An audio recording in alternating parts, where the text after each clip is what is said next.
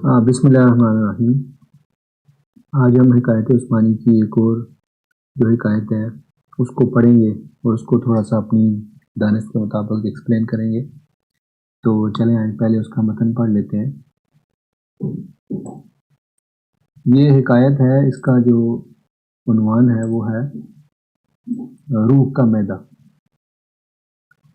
ایک نوجوان کا رنگ پیلا پڑ گیا تو اسے فکر لاحق ہوئی۔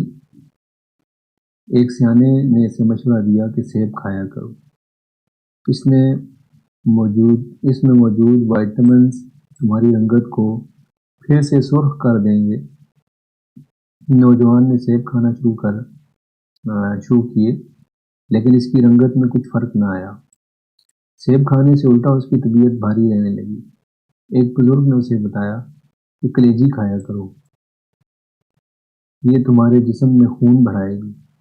اس نے بزرگ کی بات مانتے ہوئے کلیجی کھانا شروع کر دی، لیکن اس سے بھی اسے کچھ فائدہ نہ ہوا، بلکہ الٹا اس کا پیٹ خراب ہو گیا۔ جب کمزوری زیادہ ہو گئی تو اس کے کچھ دوست اسے ایک طبیب کے پاس لے گئے۔ طبیب نے بغور معائنہ کے بعد اسے بتایا کہ تمہارا معدہ صحیح کام نہیں کر رہا اور تمہارے معدے کے علاج کی اشد ضرورت ہے۔ معدے کی اصلاح کے بعد ہی کوئی غذا تمہیں تقویت پہنچا سکتی ہے۔ نوجوان نے معدے کا علاج کرایا اور پھر صحت مند غذائیں کھائیں۔ تھوڑے ہی عرصے میں وہ تندرست و توانا ہو گیا۔ اس کے چہرے کی سرخی بھی لوٹ آئی۔ اشارات: رنگ پیلا پڑنا اخلاقی اور روحانی کمزوری، سیب اور کلیجی عبادات مناجات، معدہ روح کی عبادت کو ہضم کرنے کی استعداد، علاج آپ اپنے آپ کو معیاری اخلاقی اور روحانی نظام میں ڈالنا۔ ٹھیک ہے، یہ اشارات جو ہیں بڑے معنی خیز ہیں۔ مطلب جو سیب اور کلیجی ہے، پہلے اس کا ہم یہ دیکھ لیتے ہیں۔ ابھی انہوں نے دو منظر دکھائے ہیں، ٹھیک ہے۔ اب ایک منظر جو ہے یہ اسپتال کا منظر ہے، جس کے اندر یہ کچھ باسکٹ بھی ہے، جس کے اندر کچھ چیزیں پڑی ہیں جو کہ شاید سیب کے چھلکے ہوں گے، مجھے کوئی آئیڈیا نہیں ہے، لیکن یہ روح کا معدہ ہے۔ تو یہ بیسیکلی ایک بیمار نفس کی یا بیمار روح کی جو علامت ہے وہ یہ ہے۔ اور جب ڈاکٹر نے اسے بتا دیا کہ تمہارا جو مسئلہ ہے وہ یہ ہے کہ تم جو معدہ ہے تمہارا وہ کمزور ہے، تو جتنی خوراک ڈالو گے وہ اس کا فائدہ نہیں ہے، ٹھیک ہے۔ تو معدہ جو ہے وہ یہ ہے روح کی عبادت کو ہضم کرنے کی استعداد، ٹھیک ہے۔ مطلب روح کے اندر عبادت کو جذب ہونا چاہیے، ٹھیک ہے۔ اگر روح کی استعداد نہیں ہے تو پھر سیب اور کلیجی کھانے سے کوئی فرق نہیں پڑے گا۔ تو یہ بڑا اہم نقطہ ہے۔ علاج اپنے آپ کو معیاری اخلاقی اور روحانی نظام میں ڈالنا۔ تو یہاں پہ تین لفظ ہیں۔ معیاری کا مطلب چلے اسٹینڈرڈ ہے، ٹھیک ہے، اسٹینڈرڈ، اخلاقی اور روحانی نظام۔ اب اخلاقی اور روحانی نظام کیا ہے، یہ مختلف مذاہب میں اس کا ذکر ملتا ہے، ٹھیک ہے۔ تو اگر اپنے آپ کو ہمارے معدے کو ٹھیک نہیں کریں گے تو وہ ٹھیک نہیں ہوگا۔ تو دوسری انہوں نے منظر میں یہ دکھایا کہ کوئی بندہ یہاں پہ نماز پڑھ رہا ہے، مطلب ہے اس کا معدہ جو ہے وہ، خیر اس کے یہ نہیں کہہ سکتا کہ معدہ ہے، لیکن یہ بندہ تندرست ہوا ہے یا نہیں۔ لیکن مرحلہ اسی کی دوسری ریفلیکشن یہ ہے کہ یہاں پہ بندہ سیب کھا رہا ہے اور یہاں پہ یہ عبادت کر رہا ہے، ٹھیک ہے۔ تو دونوں چیزیں جو ہیں اس کو ہضم نہیں ہو رہی جب تک یہ اپنے آپ کو، اپنی روح کو جو ہے عبادت کے قابل نہیں بنائے گا۔ تو یہ بڑا امپورٹنٹ جو ہے پوائنٹ تھا کہ اپنی روح کو جو ہے اپنے آپ کو معیاری اخلاقی اور روحانی نظام میں ڈالنا، ٹھیک ہے، یہ بڑا امپورٹنٹ ہے۔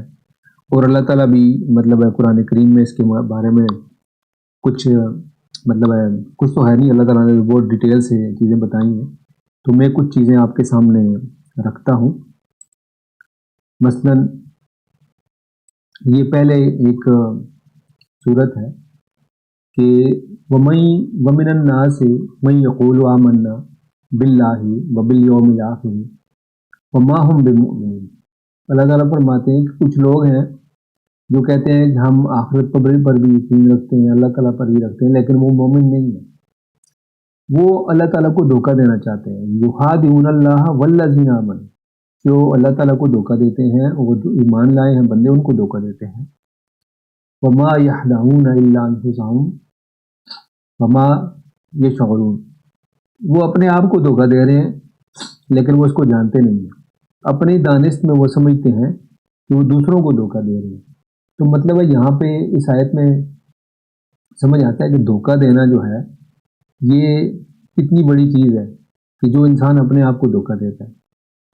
فی قلوبہم مرض فزادہم اللہ مرضا ولہم عذاب علیم بما کانوا یکذبون۔ تو جو چیز وہ کر رہے ہیں، دھوکہ دے رہے ہیں، تو وہ اپنے آپ کو دے رہے ہیں، تو اپنے آپ کو جو دھوکہ دے رہا ہے وہ اپنی استعداد کم کر رہا ہے، اس کی جو ہے وہ دلوں کے اندر جو ہے اس کا مرض جو ہے وہ بڑھ رہا ہے۔ ٹھیک ہے، تو یہ جو پہلی آیت ہے اس کے بارے میں تھوڑی بات کر لیتے ہیں کہ جو مرض ہے انسان کا، وہ بیسیکلی انسان اپنے آپ کو جب دھوکے میں رکھتا ہے، اور انسان کے ساتھ کچھ نفس بھی ہیں جو اس کو دھوکے میں رکھتے ہیں۔ مطلب ہے نفس کو مختلف کیٹیگریز میں ڈیفائن کیا گیا ہے، قرآن کے اندر ہی 3 لفظ آتے ہیں، نفس امارہ ہے، اور نفس لوامہ ہے، نفس مطمئنہ ہے۔ نفس امارہ جو ہے وہ بالکل ہی اس کی لوور کیٹیگری ہے، وہ بالکل ہی انسان کو برائیوں کی طرف کنونس کرتا ہے کہ یہی ٹھیک راستہ ہے، یہی کرو۔ تو جو نفس امارہ کے اندر جو بندہ ہوگا وہ اپنے آپ کو ہمیشہ ٹھیک سمجھے گا، لیکن وہ اپنے آپ کو نقصان پہنچا رہا ہوگا۔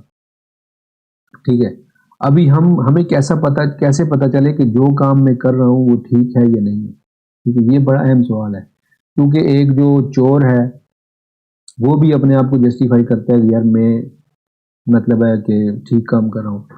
ابھی پاکستان میں اگر آپ ہیں تو وہاں پہ کوئی بندہ کسی بھی محکمے میں چلے جائیں، سرکاری محکمے میں، تو وہاں پہ جو لوگ رشوت لیتے ہیں وہ اپنے آپ کو جسٹیفائی کرتے ہیں کہ بھئی یہ ہمارا حق ہے کیونکہ ہم لوگ کام کرتے ہیں، یہ وہ مطلب وہ اپنے آپ کو جسٹیفائی کر رہے ہیں۔ ابھی ہم کیسے اندازہ لگائیں کہ میں ٹھیک ہوں، وہ ٹھیک ہے، یہ ٹھیک ہے؟